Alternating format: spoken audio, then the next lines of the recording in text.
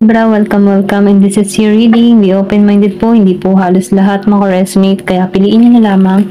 And thank you nga po pala sa mga nag-subscribe, lalo na sa mga bumabalik. Marami pong salamat.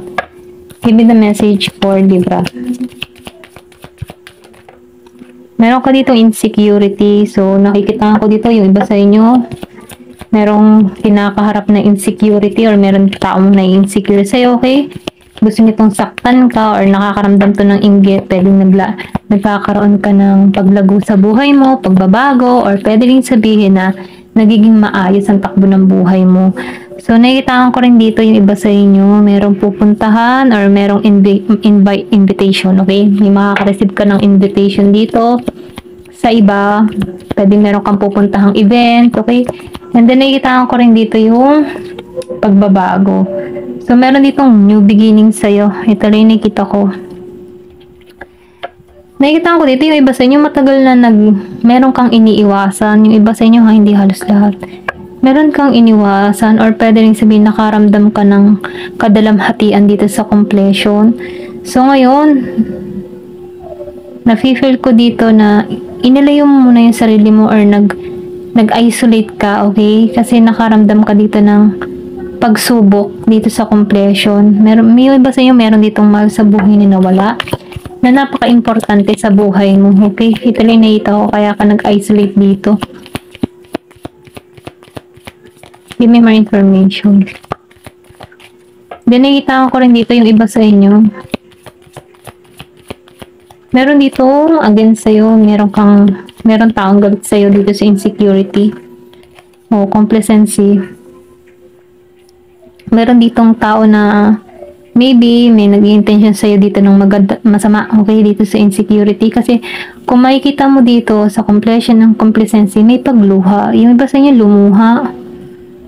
Okay? Nasaktan yung puso mo dito. Meron ditong gumawa ng hindi maganda sa'yo or meron ditong pag-aabuso sa'yo na sobra kang nasaktan dito sa complacency and completion. May pagluha kang naranasan. Pwede nangyari na to before. Okay, kung makikita mo may sulat dito. Then, ano yung sulat to? Okay, meron ka dito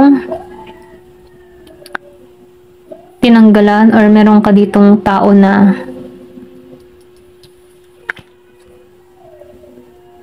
inalisan. Okay, ito lang nakikita ko. Kasi may invitation. Maybe hindi mo tinanggap yung invitation dito. Ito lang nakikita ko. Kung meron ditong tumungo sa'yo, no?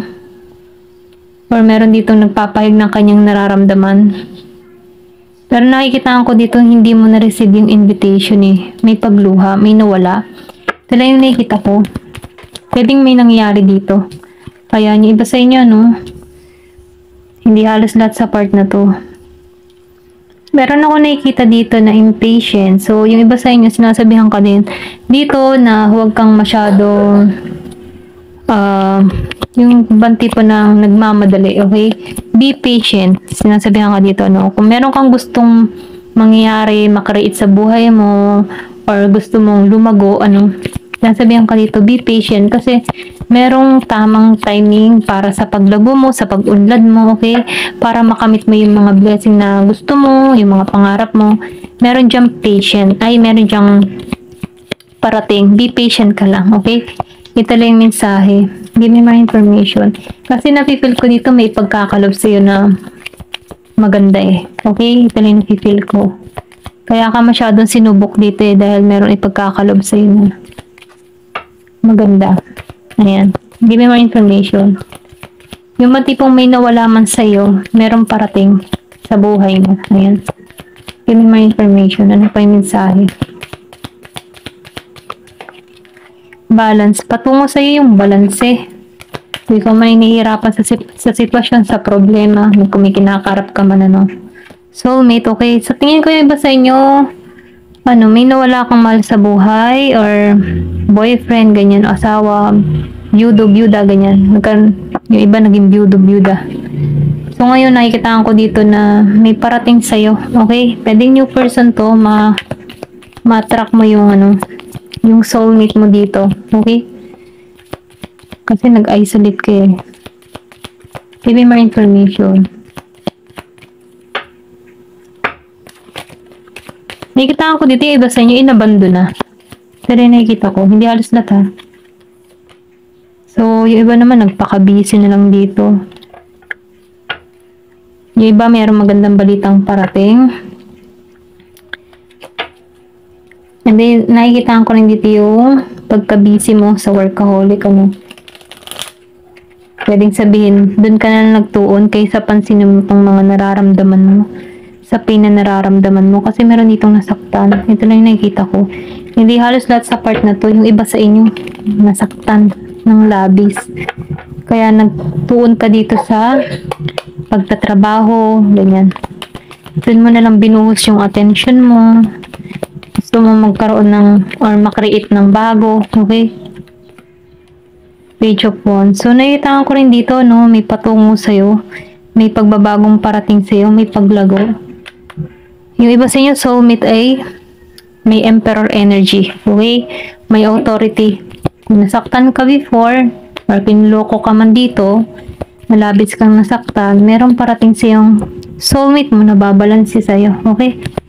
Then, nag-iintay lang to. Ari, may pagkilos, okay? Once na nakita ka ng tao na to, or pwede rin sabihin nakita ka na nito kasi nakikita niya na yung image mo. Give me more information. Merong magme-message sa'yo. Yung iba sa inyo. Give me more information. Kung meron ka mang person na Aries, Leo and Sagittarius. So, di ba? May kakasal dito. Ayan. Nakikita ko dito yung iba sa inyo broken hearted, nasaktan, okay? Meron ditong nagalit or na insecure sa'yo, okay? Kung gusto nitong masaktan ka dito, nakaranas ka dito ng pain, pero may new beginning na naghihintay sa'yo, okay?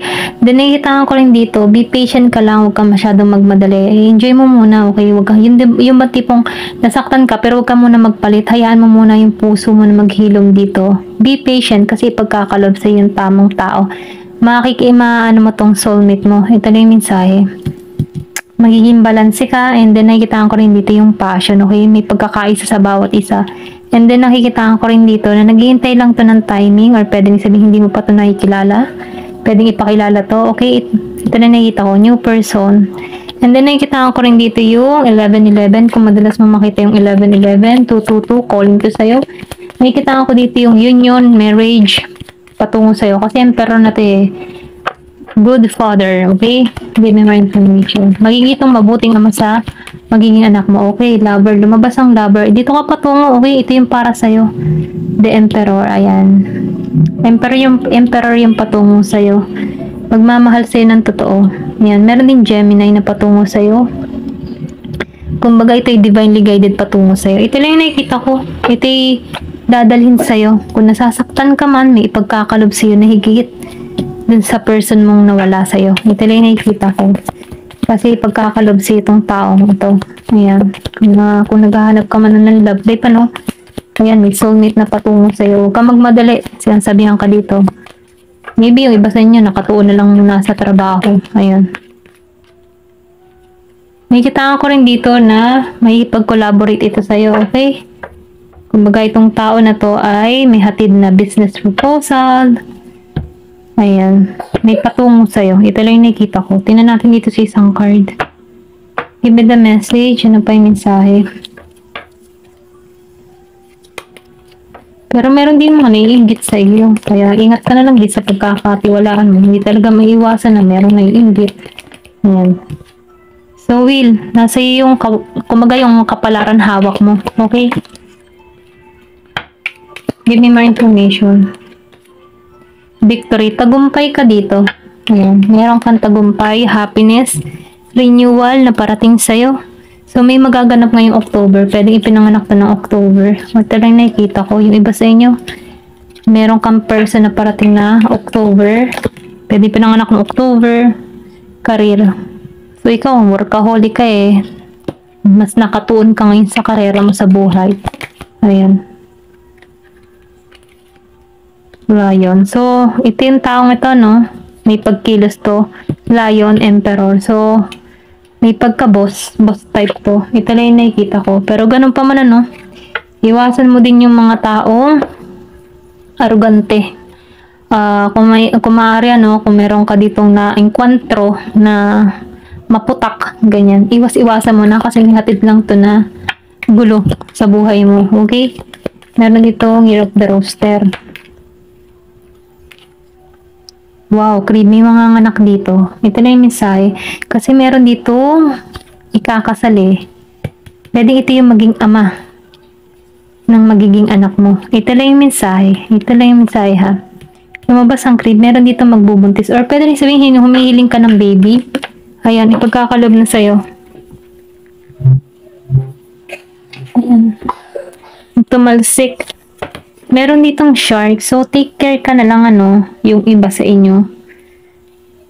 Iwas-iwasan mo muna magagastos ng or magbibili ng mga kung ano-ano na hindi importante. Kasi pwedeng may mawala na mahalagang bagay, okay? Mga mahalagang bagay. Candle. Ipakikita sa iyo yung daan dito. Ito lang yung mensahe. Baga ginagabayan ka kasi tagumpay ka eh. Patungo ka sa tagumpay. Magiging masaya yung love life mo. Oh, handshake. Yung iba sa inyo, sa online makikita or makikilala. Pwedeng mga dating site or ipakilala online, messenger, WhatsApp. Ano ba? Yun, basta sa usapang online. Ito lang yung nakikita ko. Pwedeng may kaibahan sa inyo, pwedeng foreigner, o pwedeng sabihin na sa ibang bansa, nag-work sa ibang bansa. Kasi may pag-itan sa inyo. Ito lang yung nafe-feel ko. Then, nakikita ko rin dito, maybe twin flame mo to eh. Kasi, yin and yang to. And then, nakikita ko rin dito yung 11-11. So, nakikita ko dito yung mirroring sa inyong dalawa. Pareho kayo, okay? I think may pagka-workaholic din tong patungo sa'yo. Pareho kayo. Ayan. Ito yung magiging ama or ina ng anak mo. Ito lang yung mensahe sa'yo. Hayaan, Aries energy. Okay? Aries. And Gemini. May iba sa inyo, Aries and Gemini yung patungo.